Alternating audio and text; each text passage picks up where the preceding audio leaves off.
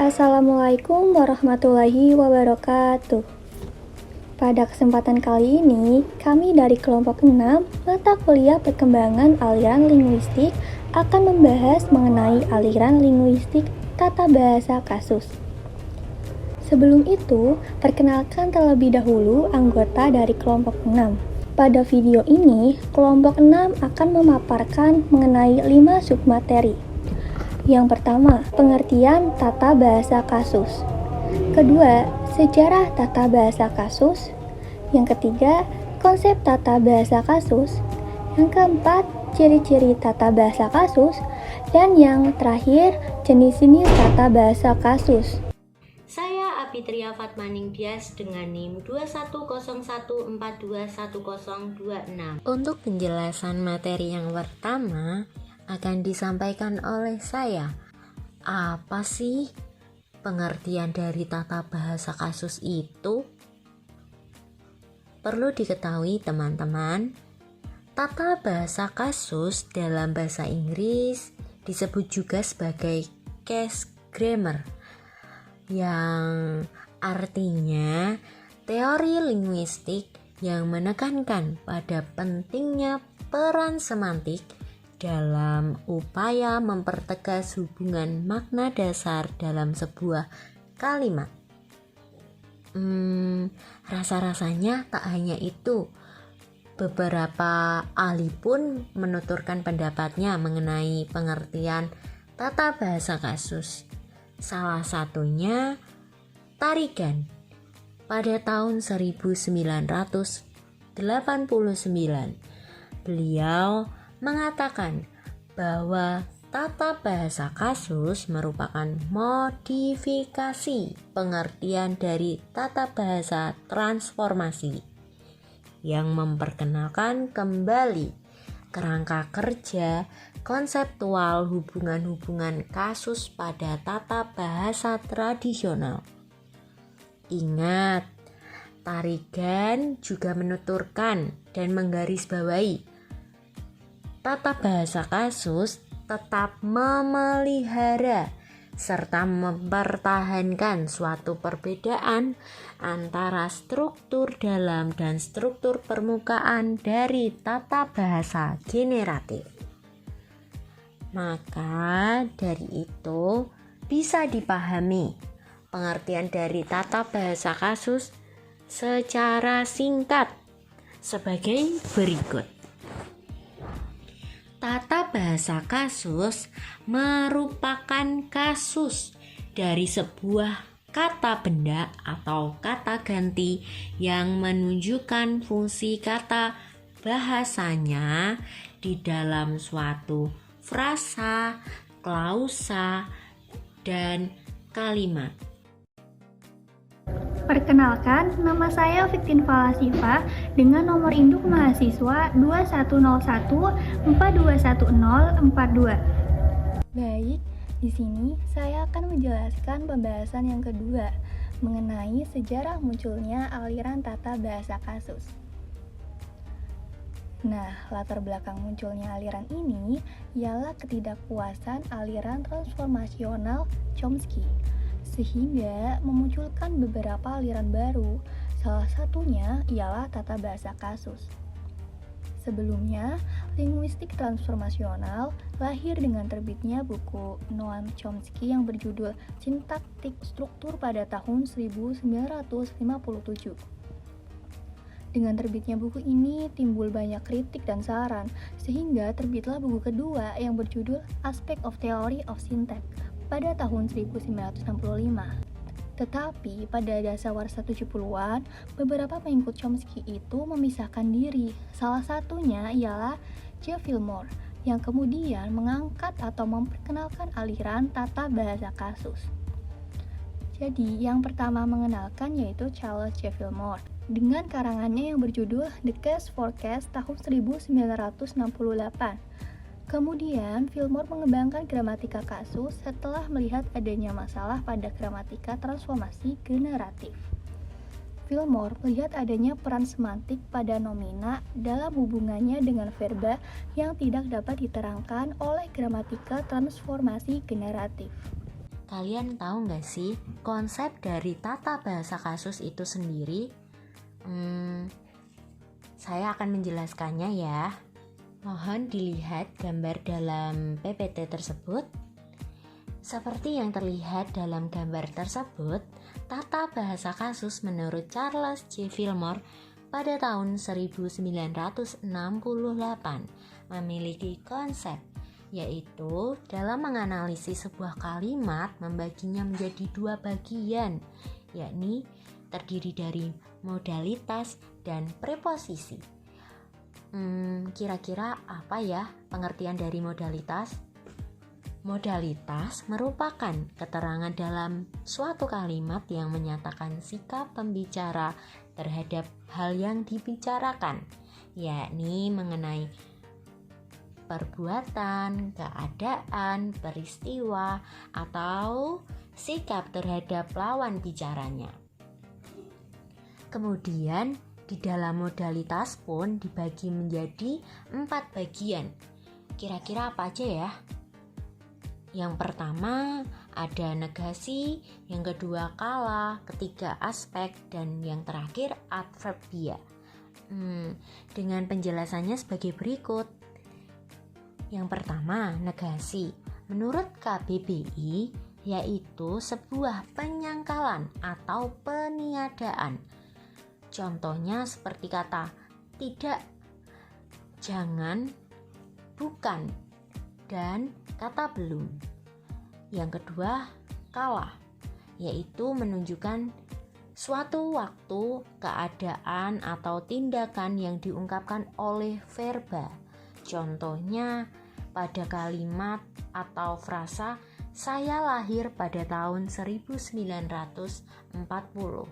Dapat digarisbawahi ya, kata pada tahun 1940 merupakan contoh dari kala. Yang ketiga, aspek. Aspek itu menunjukkan segi arti dari verba yang berkaitan dengan permulaan dari kejadian. Yang keempat atau yang terakhir, adverbia, yaitu berupa keterangan waktu, tempat, cara, dan lain sebagainya. Misalnya kata kemarin, di rumah, di pasar, besok, dan lain-lain. Modalitas sudah. Jadi yang selanjutnya terdapat preposisi. Kira-kira apa ya pengertian dari preposisi itu tersendiri? Sedangkan preposisi merupakan sebuah pernyataan atau ucapan yang dapat menggambarkan beberapa keadaan yang tidak selalu benar atau salah dalam bentuk kalimat pesan dan berita tersebut. Ternyata tak hanya modalitas saja yang dibagi menjadi beberapa bagian loh teman-teman. Preposisi pula dibagi menjadi 4 bagian seperti yang terlihat dalam gambar yang ada di tayangan video kali ini. Antara lain, yang pertama ada verba, kedua kasus 1, ketiga kasus 2, keempat kasus 3. Berikut penjelasannya. Yang pertama, penjelasan dari verba.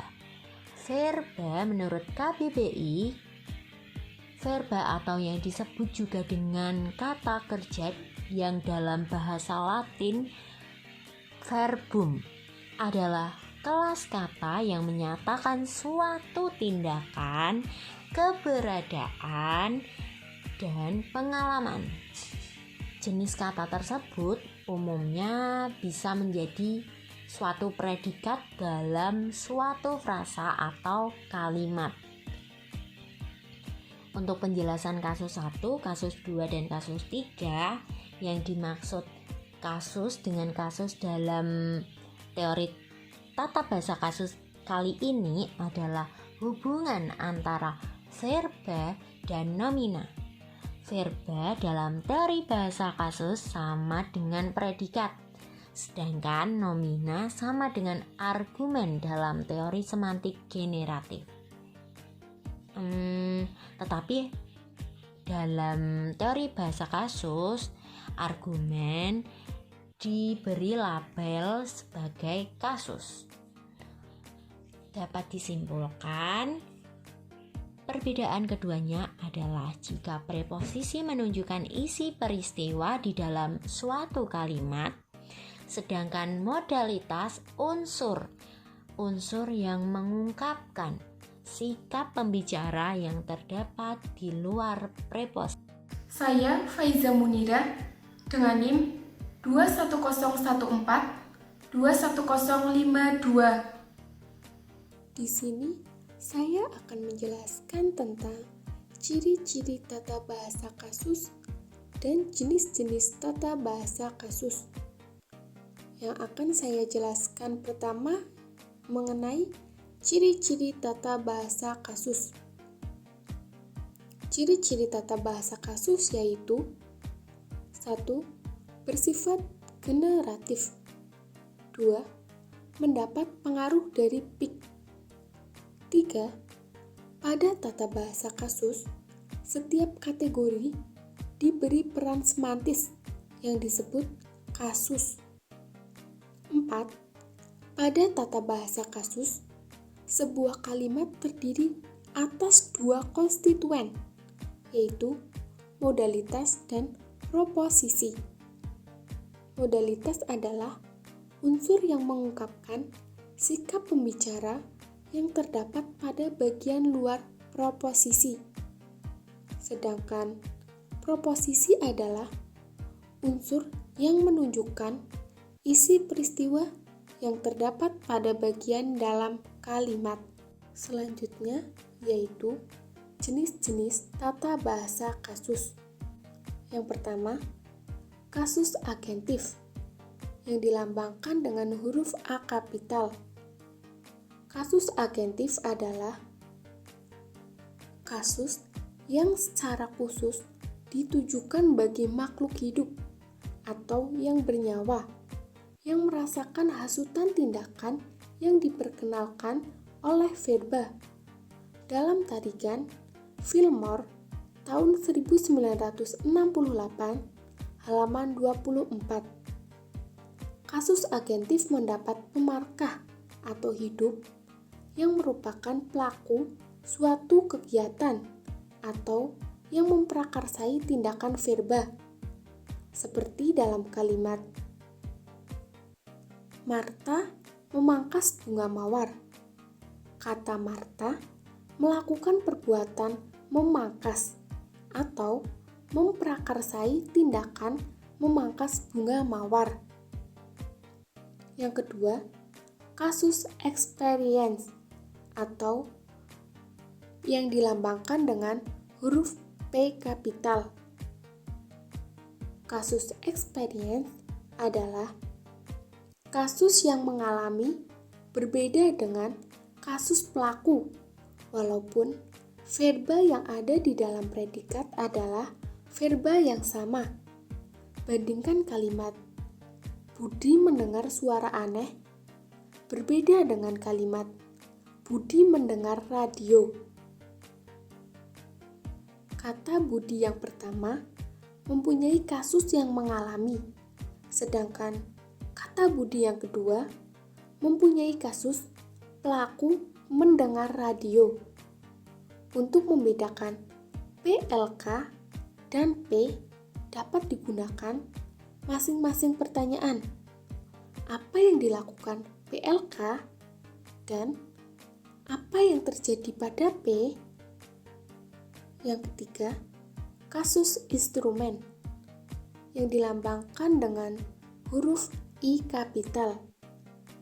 Kasus instrumen ialah kasus yang berkekuatan tidak hidup atau tidak bernyawa, atau objek yang secara kausal terlibat di dalam tindakan atau keadaan yang diperkenalkan oleh verba.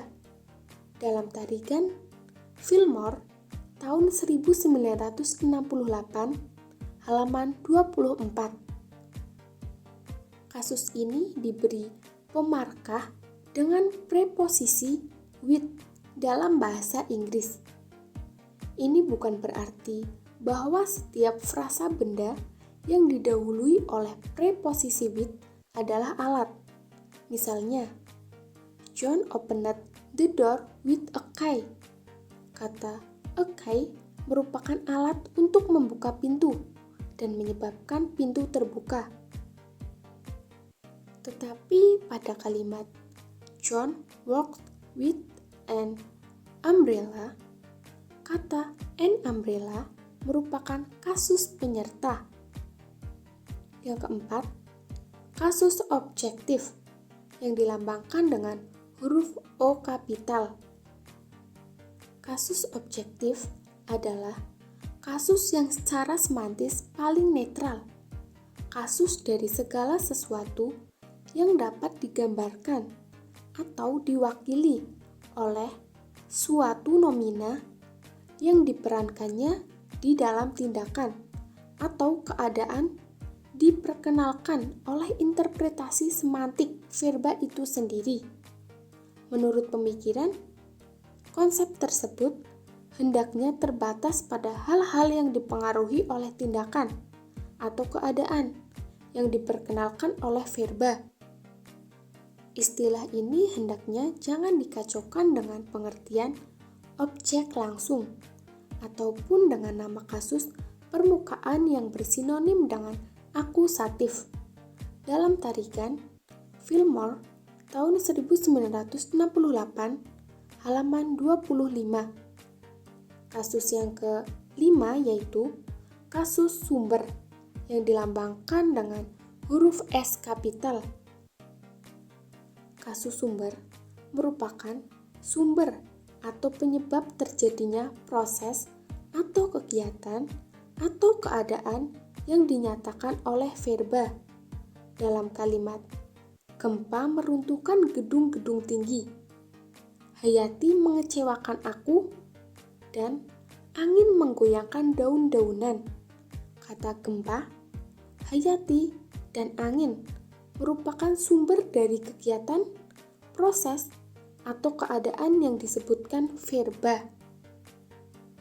Jenis tata bahasa kasus selanjutnya akan dijelaskan oleh rekan saya. Terima kasih. Perkenalkan, nama saya Fahda Kurnia Palubi dengan NIM 2101421004. Baik, saya akan melanjutkan penjelasan mengenai jenis-jenis tata bahasa kasus. Jenis-jenis tata bahasa kasus yang selanjutnya ada kasus tujuan, kasus lokatif atau tempat, kasus waktu, kasus penyerta, dan kasus benefaktif.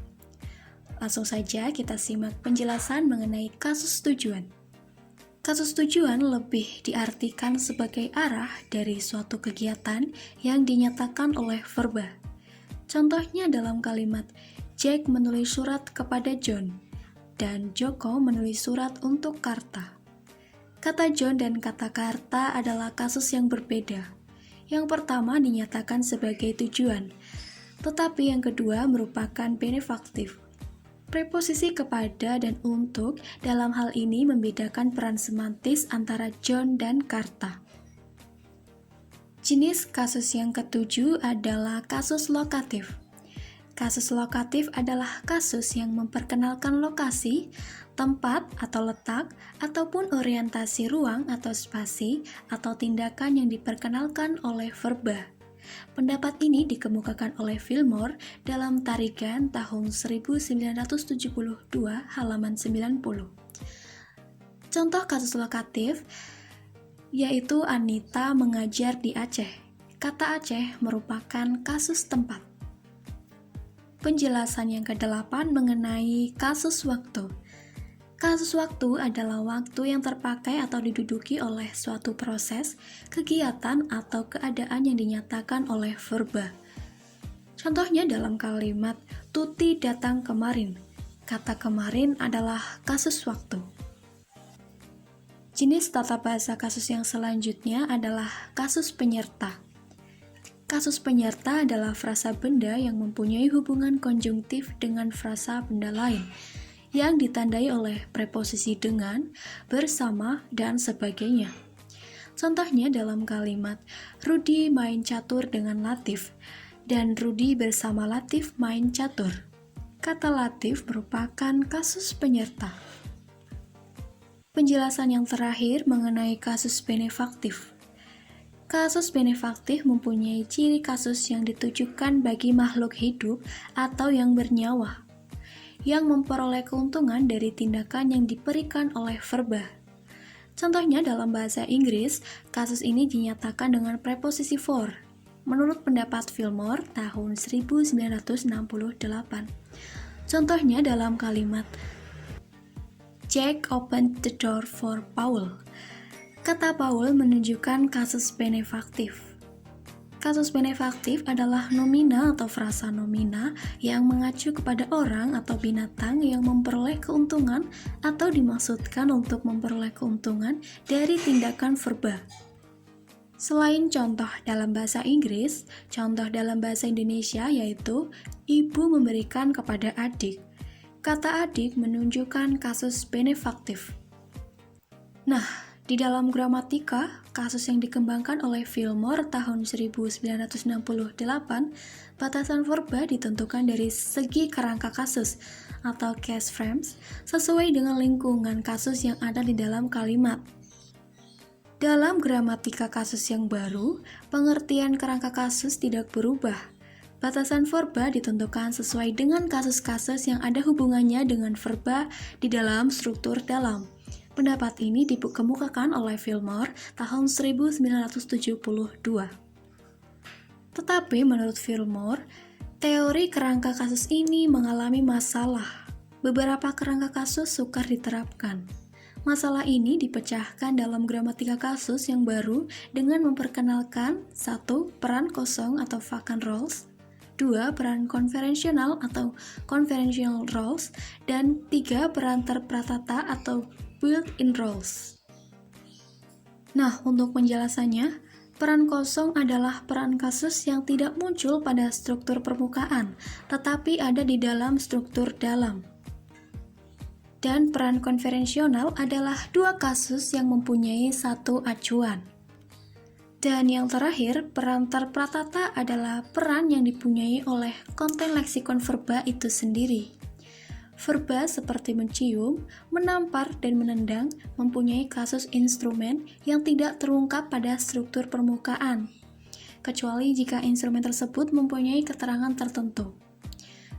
Hal ini, orang tidak perlu lagi menyebutkan misalnya dengan hidung untuk verba mencium dan sebagainya. Itulah penjelasan mengenai jenis-jenis tata bahasa kasus. Kesimpulannya, tata bahasa kasus lahir sebagai perluasan dari tata bahasa transformasi generatif. Fillmore sebagai pencetus tata bahasa kasus melihat ada masalah pada tata bahasa transformasi generatif, yaitu tata bahasa tersebut tidak dapat menjelaskan adanya peran semantik frasa nomina dalam hubungannya dengan verba.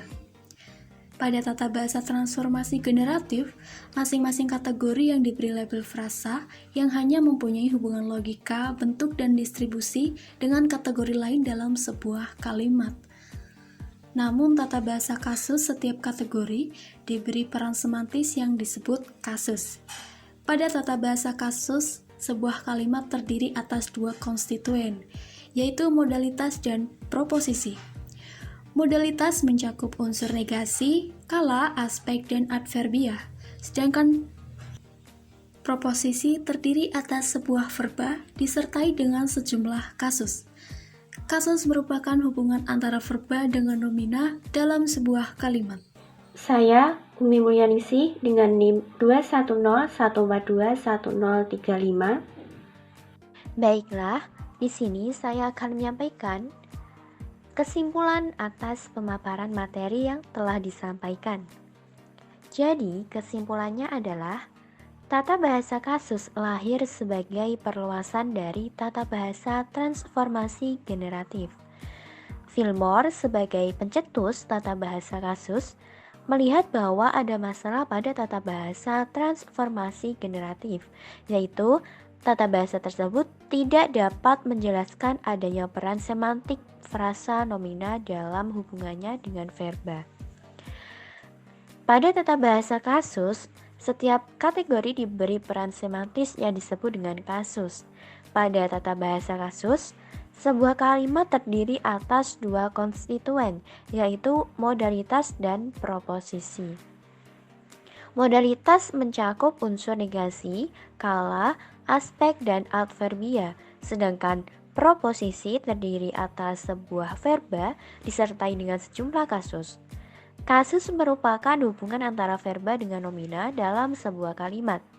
Kasus-kasus yang muncul pada tata bahasa kasus adalah kasus pelaku atau A, kasus mengalami atau P, kasus alat atau ALT, kasus objek atau O, kasus sumber atau S, kasus tujuan atau TJ, kasus tempat atau TP, kasus waktu atau WK, kasus penyerta atau PNJ, dan kasus benefaktif atau BEN.